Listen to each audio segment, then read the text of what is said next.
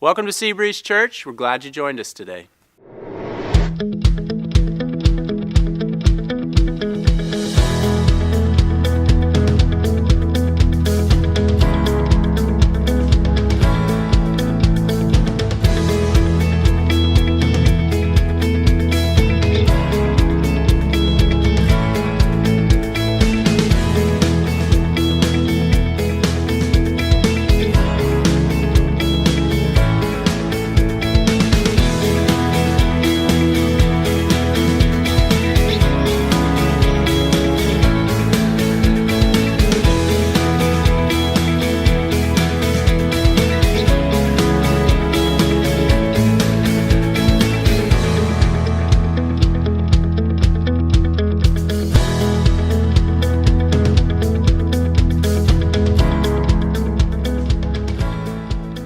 I'm Elliot Edwards. I'm one of the pastors here at Seabreeze. We're located in Huntington Beach on Gothard, right across from the sports complex. On any given Sunday morning throughout the year, you'll find this campus alive and full of activity. We've got our kids ministry classes that go on. We've got adult services and also youth services. But right now we're in a unique season for our city and also for our country. And so all of our services are online, which you've joined us for today. There's a few things I want to highlight on the Seabreeze website. The first is the message insert, which is a PDF that you can click on to take notes as you follow along today. We'd love to know how we can be praying for you. So if you have prayer requests or comments or would like any questions you have answered, you'll find a place to do that. And if you have kids who are viewing the service with you, you'll find some materials for them as well. Even though we're not able to gather in person, we still want to stay connected. And something that you can do after viewing the service today is reach out to somebody you know who also viewed the service and just ask them, what did they find helpful or encouraging, or what stood out to them in the message? That's a way that you can get a conversation going and stay connected with the people that are around you. We're glad that you joined us online today. We hope that this is an encouragement to you as we navigate this together.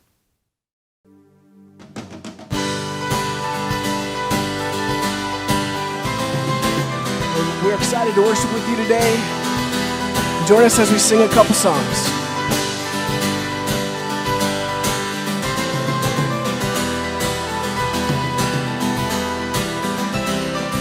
Come, let us worship our King. Come, let us bow at His feet. He has done great things. See what our Savior has done. See how His love overcomes. He has done great things. He has done great things. Oh, hero of heaven, you conquer the grave. You free every captive and break every chain, oh God. You have done great things. We dance in your freedom, awake and alive. Oh Jesus, our Savior, your name lifted high, oh God. You have done great things.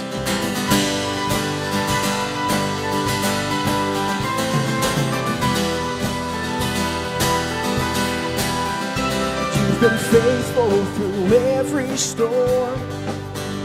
You'll be faithful forevermore. You have done great things, and I know you will do it again. For your promise is yes and amen. You will do great things. God, you do great things. Oh, hero of heaven, you conquer the grave. You free every captive and break every chain, oh God. You have done great things. We dance in your freedom, awake and alive. Oh Jesus, our Savior, your name lifted high, oh God. You have done great things.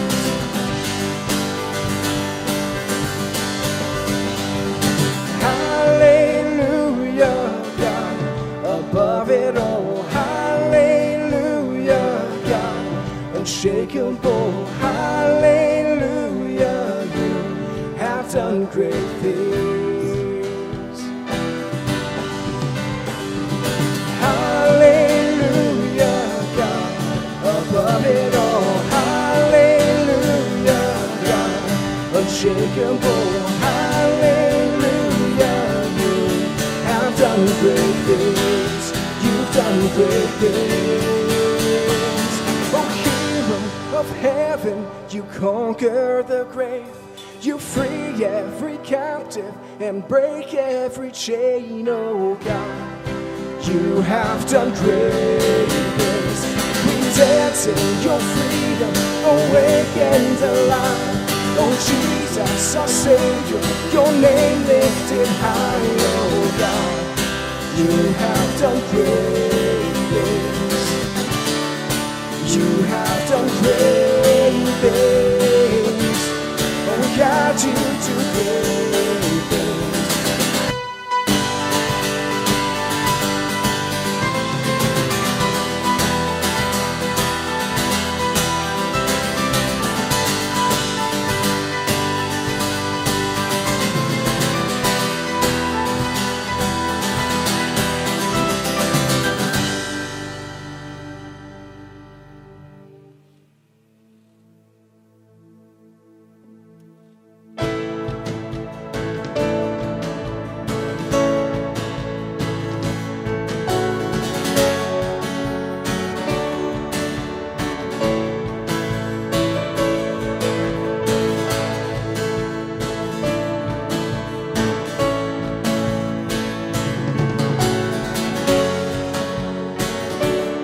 Sing, our God and firm foundation. Our God and firm foundation. Our rock, the only solid ground.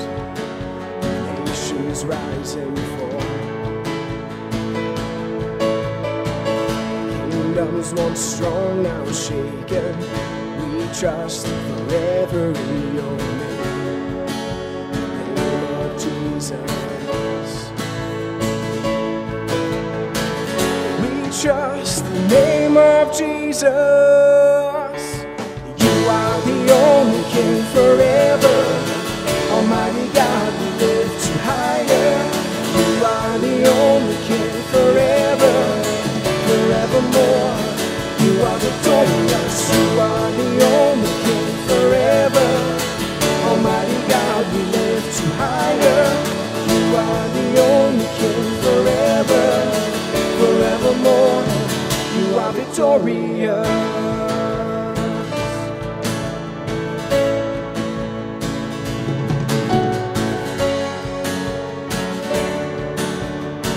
Unmatched in all your wisdom. Unmatched in all your wisdom. In love and justice you will reign. And every knee will bow. Bring our expectations, our hope is anchored in your name, the name of Jesus. Oh, we trust the name of Jesus. You are the only King forever. Almighty God, we lift you higher. You are the only King forever, forevermore. You are victorious. You are the only King forever. Almighty God, we lift you higher. You are the only King forever, forevermore. You are victorious.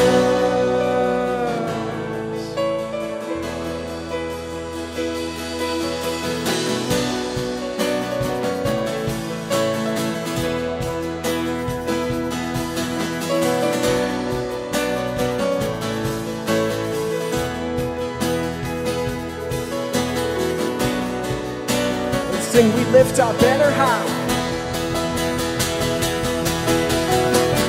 We lift our banner high. We lift the name of Jesus. From age to age you reign. Your kingdom has no end.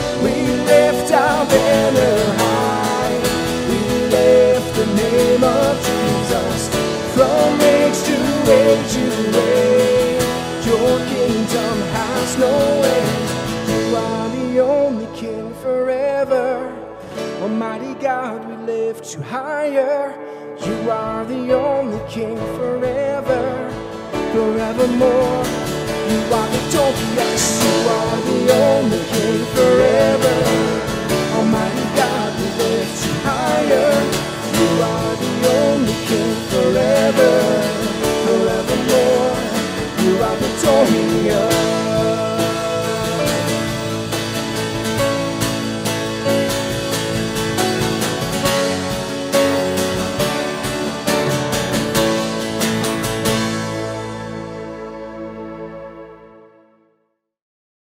Hey guys, just wanted to give you a couple quick announcements before Bevan gives the message today. The first thing is we've been working hard this week on the website to make sure there's plenty of content on there that's new and really helpful as we go through this period. So you'll find a page on there that we're calling the Survival Guide.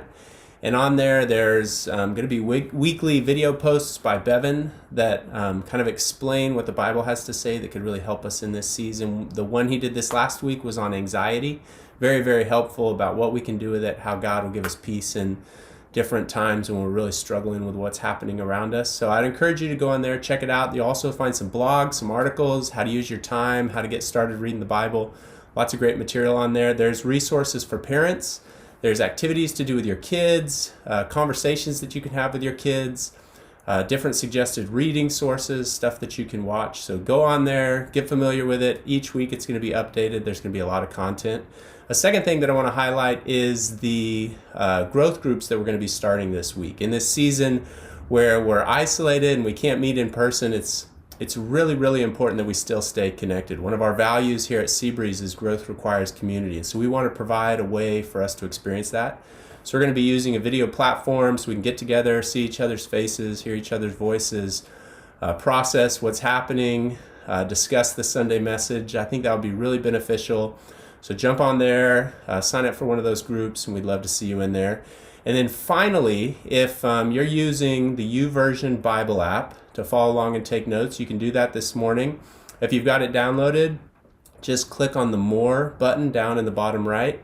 It'll pop up, click on Events, then type in Seabreeze Church. Once you type in Seabreeze Church, you'll see that today's message is available. You can click on today's message, Uncharted Part 1, and then you can take notes, and that'll stay on there, and you'll be able to follow along today and then have it as a resource for weeks to come. And then finally, if you want to do giving, you'll see a giving link on the top of the site, and you can keep your giving going. I hope you guys really enjoyed today's message. I think it's going to be really beneficial.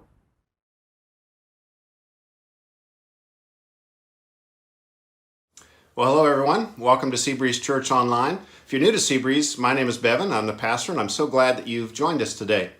Well, this has been another week of firsts. For the first time ever, the Dow Jones Industrial Average lost almost 3,000 points. It's not happened before. For the first time ever, a presidential debate was held with absolutely no spectators. For the first time in our state's history, all of the residents, 40 million of us, have been ordered to stay home, which is why, for the first time, I'm doing the Sunday message from my office here at home. The guy that cuts my hair this week told me that for the first time ever, he received a tip in the form of toilet paper. Never happened before. Now, just think of how many things have happened in your week that have been the first time ever for you. It's probably been a number. The common word I hear again and again to describe this time is uncharted, meaning that we don't have a map, we don't have a chart to guide us into what to do. Now, a map is usually created by those who have been to the location in question, and they can map it out. And that allows people who have never been there before to navigate it successfully using the map or the chart. Now, when it comes to the future, we have a map problem. Nobody's been there to map it out. So the future for us is always uncharted. But that doesn't stop us from creating maps to help us navigate the future. What we tend to do is we create our future maps out of our experiences in the past, and we take what our experience has been and we overlay that onto the future. Helps us project what we think might happen in the future. So, for example, I had tickets to see the Ducks play the Boston Bruins in hockey this last Wednesday. Now, why did I buy those tickets? Well, it's because I've bought a lot of tickets to a lot of hockey games, and never once has a game been canceled. But, of course, then it happened. A virus canceled the entire NHL season and much more. My future map, what I thought was going to happen, failed me at that point. Now, the Bible is the best map of the future because it comes from God, the only one who knows the future. Now, the Bible isn't going to tell us exactly what's going to happen in the future, but the Bible does give us principles and guidelines about how to navigate all of the uncertainty in the future. So in a time like this, we need a map of the future from the only one who knows the future. James chapter 4, verses 13 through 17 says this, "Now listen, you who say, today or tomorrow we will go to this or that city, spend a year there, carry on business, and make money. Why, you do not even know what will happen tomorrow. What is your life? You are a mist that appears for a little while and then vanishes. Instead, you ought to say, if it is the Lord's will, we will live and do this or that. As it is, you boast and brag. All such boasting is evil. Anyone then who knows the good he ought to do and doesn't do it sins." So as it says in this verse, we never know what's going to happen tomorrow. So why do we do anything? It's because we all have faith. Not necessarily faith in God, but faith in something that gives us a reason to move forward in uncharted waters. Faith is how we navigate the uncertainty of the future. Everything we do is because of faith. For example, we go and work at a job. And we do that in faith because we believe that we're going to get paid. We're going to be compensated for that job. Now, we of course have good reason to believe that we'll be paid, but that's in the future, and so we can't ever be absolutely certain. And right now, we're wondering about that in some of the areas of our economy. Faith is really required for everything that we do because the future is unknown. It's uncharted. So before we act, we always think, if I do this, what will happen? If we believe the outcome is going to be good, then in faith, we do it. If we don't think the outcome is going to be good, then of course we don't do it. Now we tend to think of faith as something that's just for religious people. But the truth is, we are all people of faith. We are all using something to navigate or guide us into the future. So the question is not, should we have faith? We all have faith. The bigger question is, what should we place our faith in? Now these verses that I just read in James chapter 4 present us with the practical differences between three of the different kinds of faith that are commonly used to navigate and make decisions as we move into the future. We put faith in our plans. Sometimes we put faith in fear. And then we get an opportunity to put our faith in God. We're going to look at these three today. First of all, faith in our plans. As it said at the beginning of verse 13, now listen, you who say, today or tomorrow we will go to this or that city, spend a year there, carry on business, and make money. Now, if your life has been marked by more success than failure, faith in planning is probably your favorite faith. Who is it that confidently declares, like they did in this verse, that they're going to set up a new business in a new city and make a profit, make money? Well, the people that tend to do that are people that have done it before. Someone's done this before. Now, of course, there are people who are naively confident that they can do something that they've never done, but usually confidence is gained by experience. You gain experience in a particular area and you learn what works and what doesn't work. You learn the patterns. Now, if you know the patterns of operating in a particular area of life, it's kind of like having a map or a chart that you can then use to predict the future. For example, let me make a couple of predictions about today. I predict that today, Sunday, the low tide will be at 3:26 p.m. My second prediction is I predict today on Sunday that the sun will set at 7:05 p.m. Now, how do I know that? Well, it's because of past patterns. The movement of our planet and the moon are very consistent, so we can do the math and predict with tremendous accuracy where they will be relative to us years from now. Now that helps if you plan to surf or if you want to see the sunset today, but what if your plans include other people? Well, now you've just entered into a realm where the formulas are far more complicated than just low tide and sunset. And that's because people are full of surprises. And that makes planning less reliable. Let's say, for example, that you knew about the coronavirus a year ago and maybe you had 9 months to plan for it. Would it have occurred to you to ramp up toilet paper supplies in advance of the pandemic? I mean, maybe, but I would have missed it, and I think a lot of people would have missed that one. Now, there are, of course, a lot of theories going around why toilet paper, but we really aren't exactly sure why that's what happened. My neighbor actually saw a fight break out in Costco this last week over toilet paper. And that's really human nature. You just can't predict with accuracy what people are going to do, especially if they're scared. The variables that go into predicting human behavior are too numerous and too complex to be reliable. So, should we avoid all planning? No, planning really is good. It really does make a difference. This past Monday, our city put into effect a 3-part plan to deal with the coronavirus. I read through the whole plan, and it's a great plan. And as I read through the plan, I was glad that we live in a city and a state and a country where there's a lot of smart people working on making plans to deal with this. But the thing about being smart and having plans is you still just never know what's going to happen. That's the big lesson of COVID-19. It's very humbling. The problem with the plan in the book of James here is not the plan itself. It's the arrogance that was driving the plan. It's the arrogance behind the plan. As it says, as it is, you boast and brag. That was the attitude that was behind this plan. They were just assuming that because they had done this before and their plans had been tested, that in arrogance, they just assumed they had the power to make their plan happen. But God says that we are all at least 2 critical factors short of a plan worthy of our full faith. The first area that we're short on, and when it comes to making plans, is we don't know what's going to happen tomorrow. We've already talked about that. We're living this verse right now. Every day, we're surprised. We didn't know this was going to happen or that was going to happen. Almost every day, something happens we hadn't thought of before. Now, if we'd known what was going to happen, then, we could have prepared better. We could have manufactured more ventilators. But we didn't know. And therefore, we're making new plans. Not just the government and health officials, all of us, in whatever area we're working in. We're forming plans and then we're having to reform new plans because things keep changing so rapidly.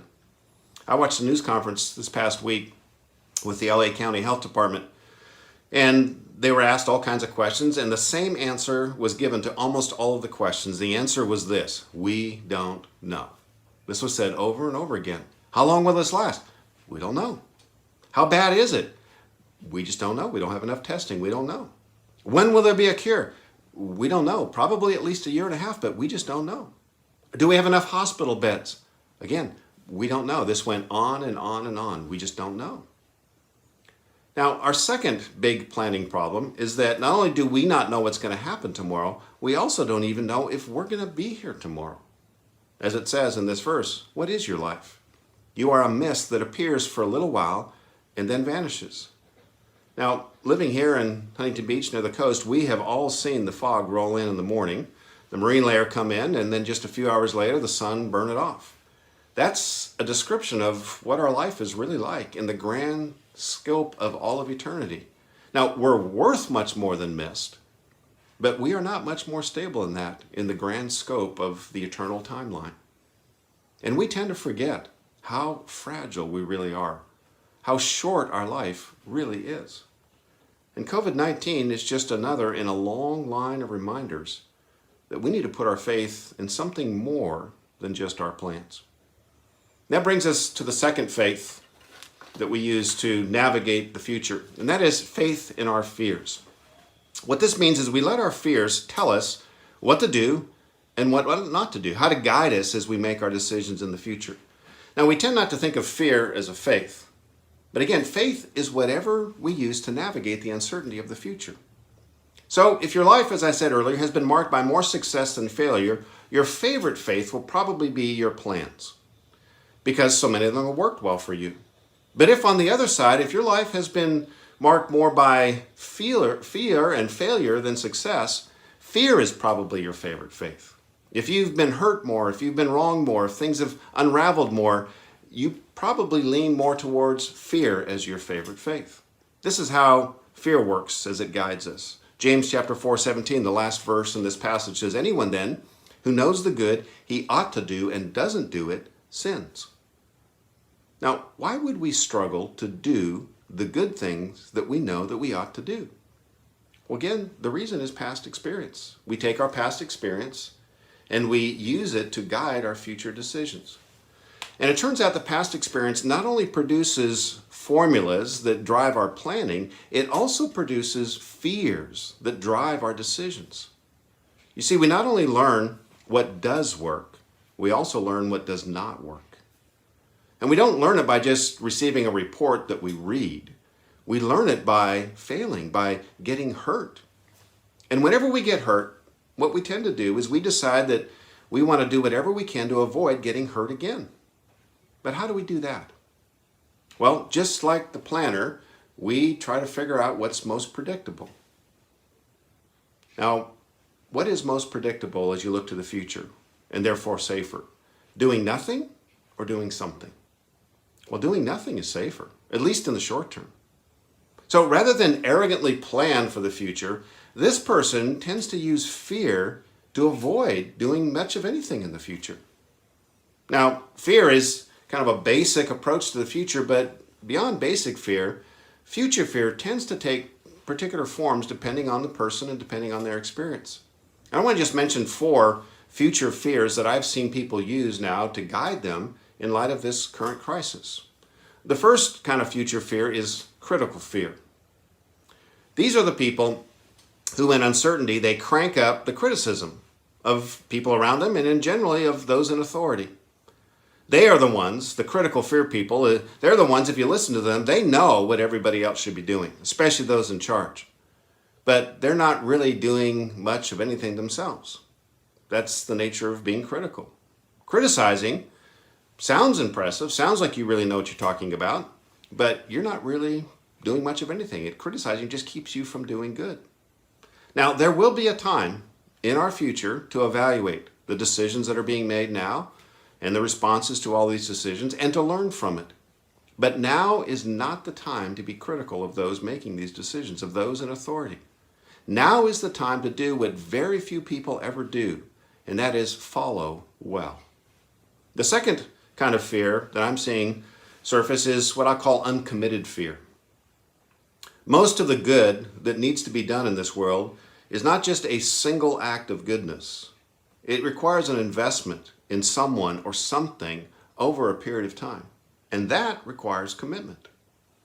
But we tend to fear commitment because, well, it obligates us to the future. It shows up on our calendar and it gives us less flexibility. So in fear, many times people keep their options open. They don't schedule good, or they don't put it on their calendar or obligate themselves to serve in any ongoing way. So what I'm seeing right now is there's a lot of goodwill going on. In my neighborhood, people are talking in ways they've never talked. You go to the store and there's a few jerks, but most people are really friendly. There's a lot of goodwill and a lot of help going on. But sadly, it will probably pass when life returns to normal. And so now is the opportunity for all of us to evaluate the commitments to do good that we should make now and that we should continue to make in the future, even when we're not in a crisis mode. The third kind of fear that I'm seeing is called flippant fear. Now, honestly, this is my primary fear mode. When I get really nervous and I get concerned about the future, I tend to try to be flippant. I use humor to try to make light of what I'm afraid of. Now, there's nothing wrong with humor. In fact, I've really enjoyed some of the humor coming out of this. Particularly a lot of the memes that are coming out of this crisis have been pretty funny. I just want to show you a couple that I've enjoyed. This one shows the image of a bathroom with all kinds of rolls of toilet paper everywhere, and it says, "Just finished my panic room." I really enjoyed watching that one. This next one is a roll of toilet paper on it. It says, "If you need 144 rolls of toilet paper for a 14-day quarantine, you probably should have been seeing a doctor long before COVID-19. Now, of course, the quarantine is beyond 14 days now, so maybe 144 rolls is reasonable. But humor is one of the ways we do manage fear, and it's actually okay. It's good. But we need to be really careful that the humor doesn't translate into being flippant about these matters. Be very careful that you're not using humor to make light of the challenge and of the crisis and of the pain and of the fear that really is going on right now. You could be like that basketball player who made light of the coronavirus in a news conference where he touched all the reporters' mics and all the recording devices, making fun of it and making light of the coronavirus, and then it turns out he tested positive the very next day and shut down the NBA. You don't want to be in that position where you make light of something that is as serious as this. The last kind of fear that I'm seeing is, I call it conspiracy fear. Some people project their fears into a conspiracy. Now, there are all kinds of conspiracy theories going on around right now about this virus. Some are saying it's just all a political ploy. Some are saying the virus was created by the medical industry in order to make money and make us more dependent on them. I've heard some say it's really a biological weapon that was designed by China and used against us, and on the theories go. Now, a conspiracy theory, by definition, is a hidden plan. And now, honestly, there's always hidden plans going on. God himself has a hidden plan. That's why I think some people are drawn to conspiracies, because we all sense that there's something more going on than we know. And actually, we're right. There's always something more going on than we know. There's always plans that we don't know about. And when we fear the unknown, there's just always a lot that we don't know. And if we can come up with a conspiracy, it at least gives us a sense that maybe this is why all of these things are happening. But here's the problem with the conspiracy theory, just like any fear. The problem with a conspiracy is this: what if this is a conspiracy? I don't think it is, but let's just say, what if it is? What can you do about it right now? Absolutely nothing. And that's the problem with most fear, really all fear. And this is the reason we're drawn to fear, is because fear leaves us with nothing to do but be afraid. In doing so, as we focus on fear, it keeps us from doing the good that God has put in front of us to do. Fear will keep you focused on all the questions that we don't have answers for. Will I get sick? I don't know. Will my wife get sick? I don't know. Then I get afraid. How bad will it get and how long will it last? I don't know. What's going to happen financially? We don't know. But while we try to answer all of these unknowable fear questions, what's happening is we're ignoring the things that we do have answers for and the things that we can do. We can both know and do the good that God has for us to do. But that requires faith in God. And that's the last kind of faith, faith in God. James 4:15 says, instead, you ought to say, if it is the Lord's will, we will live and do this or that. In the uncharted waters of what we don't know, we need to navigate by what we do know. So instead of focusing our minds on all of the things we don't know, and there's a lot of things we don't know now, I encourage you to focus on at least 3 things that we do know. I encourage you to come back to these again and again and again. Here are the 3. Number 1, we know that God has a plan. That's what it says in this verse. If it is the Lord's will, he has a will, he has a plan. And if it's his will, then we will live and we will do this or we will do that. You see, if our plans don't work out, it's because they didn't fit within his plan. It's not because he has a worse plan, it's because he has a better plan than ours, that our plans aren't working out. Now that's hard to accept when our plans are falling apart. And that's why this requires a shift in faith from our plans, from our fear to God. And this shift in faith will not occur until we decide that God actually knows better than we do. And whenever something happens that doesn't match with our plans, we put our faith in God and recognize he has a plan. I don't understand it, but he has a plan. We humble ourselves before God and we kneel in submission to his plan. The second thing that we know that God loves us. It says again, if it is the Lord's will, we will live. We will live. We think that us being alive today is a given, but it turns out it's actually a gift from God. Why? Well, he loves us. Every day we're alive is an evidence of the fact that he loves us. And then when we do die, it's not because he stopped loving us on that day, but because it was, again, part of his larger plan. Now, we tend to see every day as something we are owed. Again, because that's been our experience. We've lived hundreds and maybe thousands of days. And so we begin to expect that because we've lived that long, we're always going to have these days in front of us. And so we think it's something that we are owed. But again, it's not. It's a gift from God. So I encourage you every morning when you wake up, and you open your eyes and you realize that you're alive, thank Him. Thank Him for the gift of this day and His love for you that's represented in that gift. Know with absolute certainty that you are loved because God has decided to give you yet another day. The third thing that we know is that we are part of God's plan. It says, if it is the Lord's will, we will live and do this or that. Every day we do either this or that. That's what our days are. A combination of this and that. Now, we can't do everything, so we always have to decide, am I going to do this or am I going to do that? So the planners back in verse 13 had to decide whether they were going to go to this or that city. They couldn't go everywhere. They couldn't start up their business everywhere. They had to decide where they were going to go. They had to pick a city. And so now in verse 15, we still have to make this and that type of decisions. We still have to make plans. We still have to decide, are we going to do this or not do this? But in the middle of all of the this or that kind of decisions, we are to ask a bigger question than just this or that. And the question is, what is God's will for me today, right now? Now, why does that matter? Well, it's because God has a plan, and it's not something we just watch as spectators. We are a part of God's plan. On Tuesday, the Orange County Health Department issued an order about who can gather and who cannot gather and what the size of those gatherings should be.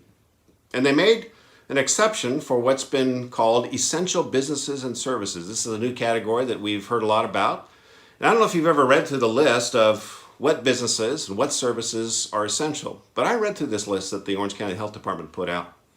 And I have to admit, I was a little disappointed. I wasn't surprised, but I was a little disappointed that churches didn't make the list of essential businesses and services. Now, what did make the list was dry cleaners and some other things that I was a little surprised to see on the list, but churches didn't make it. Now, if you're not a first responder, you're not a medical worker, you're not working in the food service industry, it's easy right now to maybe start feeling pretty non-essential as a person. I mean, you're being told to go home because what you do is non-essential. Now, I understand, and the list makes sense to me, and I know that the list has to be done.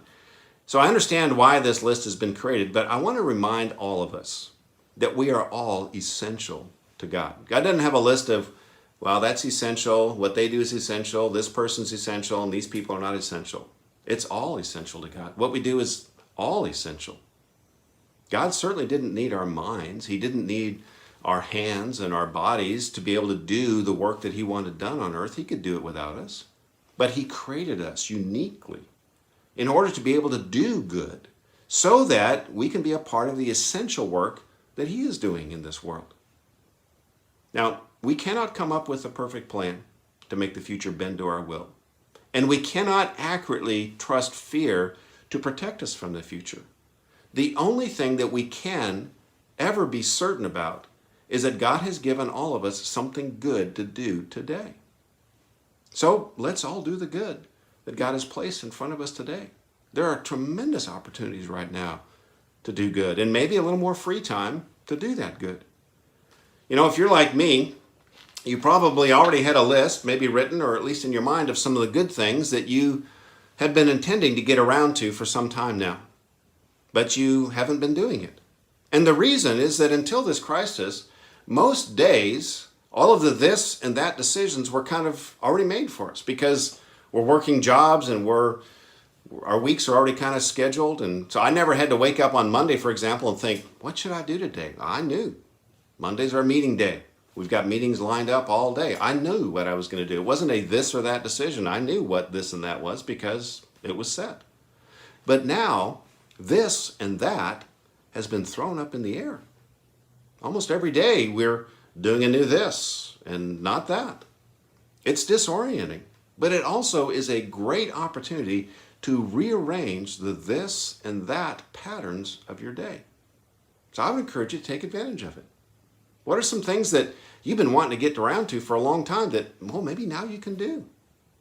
Let me give you one suggestion of a place that I would encourage you to start. Many times, people will tell me that they don't read the Bible as much as they'd like to. Well, now is a great opportunity to change that.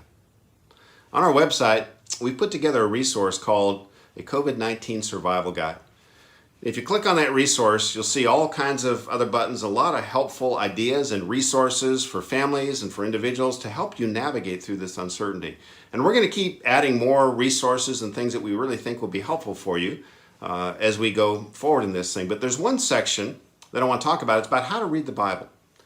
Now, in that section, there's a lot of helpful tools and suggestions to help you get started. If you've never read the Bible before, or it's been a long time since you read the Bible, there's going to be a lot of ideas, I think, that will help you figure out, how do I begin to do this? So I would encourage you to do that. And even if you've been reading the Bible for a long time, I would encourage you to check this out. There might be some things there that would really be helpful for you and suggestions that would help you kind of take your Bible reading to another level. Now, we are clearly in uncharted waters. The counter to uncertainty is not certainty, it's clarity. Let me say that again. The counter to uncertainty is not certainty, it's clarity. The source of clarity is the Bible. So make a plan, start reading the Bible. Now, to increase your reading of the Bible, I would encourage you to carve out a moment in the day. Maybe decide, I'm going to start memorizing some verses in the Bible. Maybe you've always wanted to memorize and you just never got around to it. Well, start doing that now. Now, I don't know about you, but I've been watching and reading a lot of news lately. That's just kind of part of what we're doing, trying to keep up on the fast-moving, ever-changing events.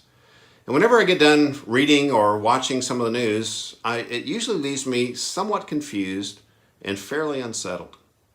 So one of the things I decided this week is I need to balance my input. I need to start spending, I'm not tracking it exactly, but I need to try to start spending equal amount of time in the news and in the Bible. Try to balance those things out. So I would encourage you maybe to consider ramping up time in the Bible to kind of counter all the time that we're spending now reading the news and watching the news and get God's perspective on what's going on. I gain clarity in the Bible. I gain perspective as I put my faith in God more than our plans and more than our fears. And as I get through the Bible, it continually shows me this is the good, Bevan, that you need to work on today. This is the opportunity that is in front of you today. And that we can do. So I'll be praying for all of you this week as you figure out how to apply these ideas out of James to your life. And let me close in prayer as we wrap up this time. Father, we as you know, we are living what you have said in these verses. We don't even know what's going to happen tomorrow. And it's been for most of us our lifetimes until we've ever experienced something like this. And in the middle of this, there's an opportunity for us to really evaluate how it is that we navigate the future. And we all admit that we tend to sometimes rely more on our plans, or we tend to rely more on our ability to trust fear to protect us. And we really want to place our faith in you. We want to wake up every day grateful for your love for us, recognizing that while this has caught us by surprise, it has not caught you, that you have a plan, and that you want us to be a part of this plan, and that you give us the opportunity to see the good that we can do today. So I pray that in our neighborhoods and our businesses, as we find opportunities to do good, that you would help us to do that good, and that you would help us to begin to think through what kind of changes can we make in our life now so we can be different when we exit on the other side of this crisis. We pray this now in the name of Jesus Christ. Amen. Thanks for joining us online today. Our website has lots of resources to help you. Also, you can discover more about who we are as a church, and we look forward to seeing you again next week.